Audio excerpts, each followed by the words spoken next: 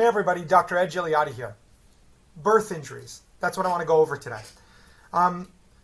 We've been doing this work for quite a while now, and it's been known in the upper cervical chiropractic world for a long time that a lot of injuries that happen in people, in many cases, the first injury may have happened at birth, depending on how the delivery process was. Here's a prime example. We have a woman here who started care about a year ago. She was in her early 20s, struggling with some pretty significant health issues. So back pain had happened months earlier, and it was like every single day. It's constant pain. But even more significant in her what was affecting her quality of life is she was struggling from significant depression and social anxiety. Now, when asked about when this started, she professed, along with her family, her family comes under care too, that it's ever since she was born, since birth. She's always felt anxious, even as a young child. Really affected her whole life, quality of life. On top of that, IBS. There was constipation and digestive issues directly from birth. Okay, so we went over the 3D imaging, just showed what we found, and based off of what we saw with the magnitude of the torsion, we estimated that it may have been a birth injury. We can't say with certainty, but we could say that there are some strong factors that lead us towards that way of thinking. Now, I want to show you some parts of her original imaging. So when you look at this is the neck from behind, right? Here's the base of the skull, okay? Here's the neck here. And you can see here, look at this. So this is the atlas, C1, C2, C3, C4, C5, C6, and C7. Now when we follow this up, look how much it's veering to the right. And then the atlas is all the way to the left here. Look at that veer. Think about how much twisting and torsion is happening in that spinal cord and brainstem from that person just looking directly straight ahead. Now remember, it's not the bones we care about. It is brainstem, spinal cord, blood flow, cerebral spinal fluid flow. All of that controls every aspect of your life and your health and your quality of life and your ability to adapt and your ability for your organs to function properly and regeneration, rejuvenation. Hormones are directly and indirectly connected to brainstem function, which comes down to the second vertebra here. Okay, so it's like even if this person had no symptoms, which wasn't the case in this situation, it's like how important would it be to address this injury, right? When you think about it, it's like if you had massive compression in the arteries leaving your heart, even if you had no symptoms, wouldn't you want that taken care of? Now think about the blood.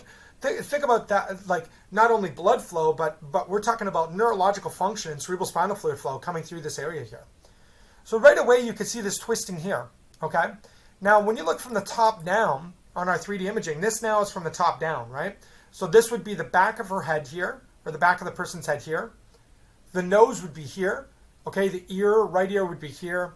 Left ear would be about here. So looking straight down the canal. And when you look at this, there's a couple things I want to point out. So this is the opening of the skull, which is called the foramen magnum, okay? The brainstem comes right through here. Now look at this. Number one, look at the atlas here. And look here how this is the center of the atlas. Look how left of the canal it is, okay? And then this here, this bone here is the back of the C2, or the axis vertebra. Look how counter-torqued they are. Look how to the left the atlas is, the top bone in the neck, and how twisted to the right the C2 is. When you look in the canal, it confirms it. Look at here how narrow the space is here compared to how thick it is on the opposite side of the rim of the atlas, okay? And that is because the whole atlas had slid to the left, all right? And then the C2, look how big the canal is here on C2, the rim of C2. That's the same as this bone here. And look how it's tucked underneath here because it's counter-torquing. The atlas is going like this, and the C2 is going like that, okay? Now think about how much pressure that would create on that really delicate and vital tissue that controls our whole life, okay? Now, it was a really interesting situation because right when we did the doctor's report, we showed the findings, right? The mother came in, was already under care. The mother came in a couple days to a week after this visit and said, "Dr. Ed, I want to give you something." And she gave me a picture. She goes, and I'm paraphrasing here because it's been a little bit of time since it happened, but she goes, "Ever since she was born, we knew that something wasn't 100%. She had digestive issues since birth, social anxiety since birth. Like as a baby, as a mother, I knew just something wasn't right. And I went and I dug up pictures when I got home after the doctor's report, and I wanted to show you this, okay? And check this out, guys. This was back when you were allowed to take photos inside a hospital during a delivery. Now it's not allowed. They'll kick you the heck out, right? But if you look at this, this is an actual picture of that patient. Look at this. Look at the amount of twisting and torquing and pulling on that head and neck, okay? On that delicate baby. It was a C-section, right? So they were doing the best they can to help that child out. But in the process, like, think about if we had that much force on us as adults with all the muscles to get pulled on the opposite direction of the way our neck is formed, right? How much injury do you think there would be to the ligaments, the tendons, the fascia, the muscles, all of that? Okay? Now think about that baby here, on how much force would have gone through their neck, okay? And how much injury could have been sustained there. And if the body can't correct it, it'll just protect it. It'll hold it for literally decades of someone's life, okay? And that would affect every facet of their being, all right? So, sad a little bit, right? And it's eye-opening too. This is why we got to tell people to get their family members checked. Just look at what the brainstem controls. You get bored, look at the anatomy of the central nervous system and the brainstem, okay? And then think about how many people are walking around that have had injuries like this from birth, not to mention slips, falls, car accidents, sports injuries, everything that happens. But strictly from birth, how many people from birth are not living life the way they're supposed to because there's pressure on that brainstem, okay? And by the way, being able to care for this amazing person, okay? Massive changes in their quality of life, massive.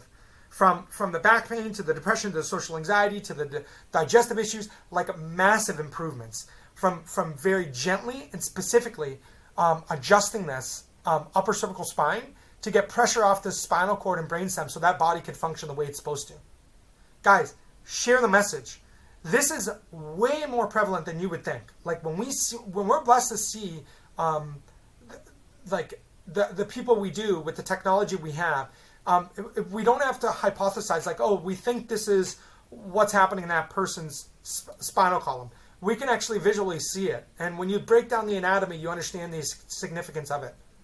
Love and appreciate you guys. If this resonates with you, please share the message. If you know somebody that needs to get checked, pretty much if they have a brain or a spinal cord and they're around here, we'd love to help.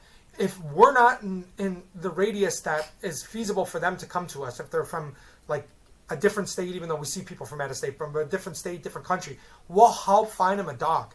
If you got friends and family in Florida, in California, in Alaska, we'll do our best to help find an amazing doc to help get them the care that they need. Love and appreciate you guys. Thank you.